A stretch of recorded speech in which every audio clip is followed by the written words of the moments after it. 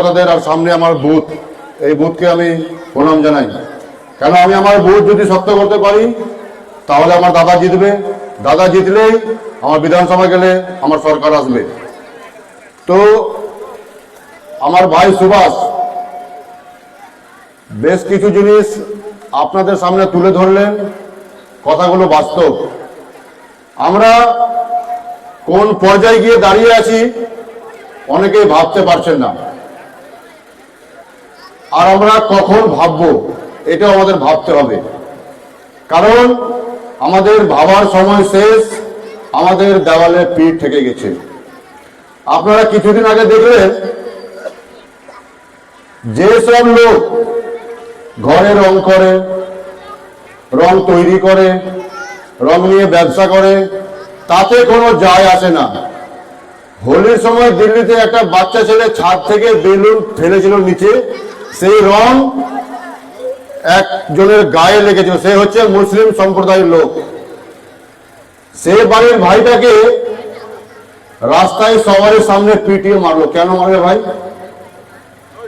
কারণ তার গায়ে রং লেগেছিল, রং পছন্দ করে না। ও যদি রং পছন্দ না করে তাহলে সমস্ত মুসলিম সম্প্রদায়ের লোককে জানানো ভাবা উচিত রঙের ব্যবসা বন্ধ করে দেওয়া।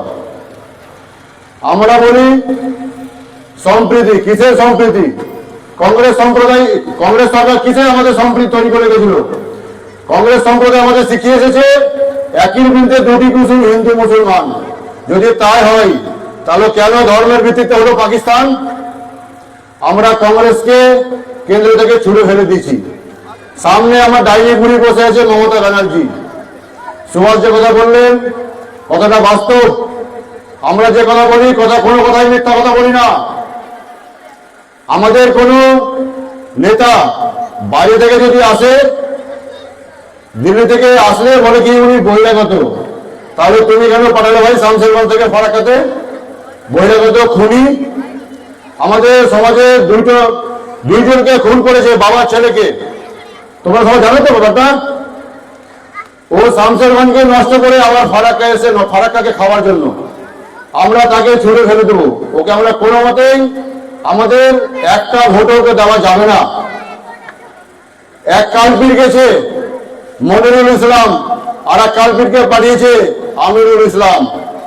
কেন? তৃণমূল হিন্দুরা করে না? আজ পর্যন্ত শুনেছেন ফারাক্কাতে কোনো বিধায়ক তৃণমূল থেকে দাঁড়িয়েছে? কোন বিধায়ক কংগ্রেস থেকে দাঁড়িয়েছে? কেউ সিপিএম থেকে দাঁড়িয়েছে? কোন পার্টি আমাদের হিন্দুদের পছন্দ করে না। আমাদের একটা মাত্র দল, সেটা হচ্ছে বিজেপি। বিজেপি আমাদের সাপোর্ট করে হিন্দুদের, তাই আমরা দুহাত তুলে বিজেপিকে আমরা ভোট দেব। তাই তো? মনিরুল ইসলাম আমাদের ফারাক্কায় কি কি ক্ষতি করে গেছে আপনারা সবাই জানেন। যাই হোক, আমি আর বেশি বক্তব্য দীর্ঘায়িত করবো না, আমাদের অন্য জায়গায় প্রোগ্রাম আছে। আমি এই বলে আমার বক্তব্য শেষ করছি।